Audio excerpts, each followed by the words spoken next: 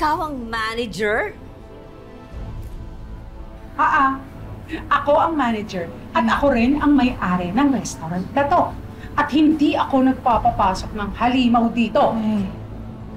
Nakalasap ka lang ng kaunting pag-unlad, akala mo kung sino ka na.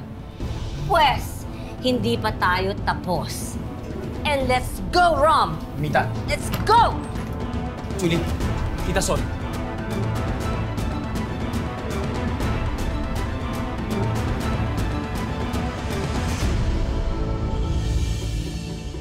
Mapapahama ka talaga kung hindi mo itigil yung kahibangan mong yan sa babaeng yan. Basura ang pamilya nila, Rom. Mita, can you please just stop? Naririnig mo ba yung sarili mo? Sinasagot mo na ako ngayon? Yan ba ang natutunan mo sa States? Hindi ka ba tinuruan ng tama ng ama mo? Mamita, enough! Punyeta. This is my house. At walang makakapagpatahimik sa akin sa sarili kong pamamahay. Kaya ganyan kayo ng tatay mo eh. Hindi kayo marunong makinig sa akin lalo na pagdating sa babae. Tulad nung magnanay na yon. Tulad ng nanay mo. Huwag niyong idamay dito yung nanay ko. Why? Ha? Hindi mo kayang madinig ang katotohanan? Na yung nanay mo tatanga-tanga? Palibhasa, pinabayaan ng tatay mo ang kanyang kabobohan. Ayun, naloko. At dahil sa kahinaan, namatay. That's why you better listen to me. Saan ka pupunta? Hindi pa ako tapos.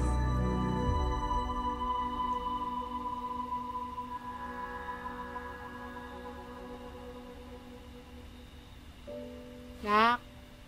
Nay. Kumusta? Ito, Nay. Nag-aaral. Naghahabol kasi ako ng requirements sa school. Papasok na kasi ulit ako bukas.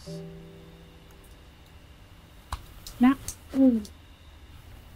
kayo na ba ni Rom? Po? Nabingi ka, Nak? Bingi ka na ngayon? Ay, nako. Ay, bakit ba napakarupok natin sa mga Silva na yan? Nay, baka marinig ka ni tatay. Nandiyan lang siya sa labas, oh. May, hindi nagsiselos yun. Tsaka, ang tagal-tagal na nung sa amin ng tatay ni Rom. Yung tatay mo na syempre yung forever. Si nanay pumapag-ibig. Pero anak, kasi iniisip ko yung sa inyo ni Rom. Ibang klase kasi yung pamilya nila. Alam mo anak, kung ano mo yung naumpisahan natin ngayon. Sa isang iglap, pwedeng mawala na lang nang dahil dyan kay Constancia.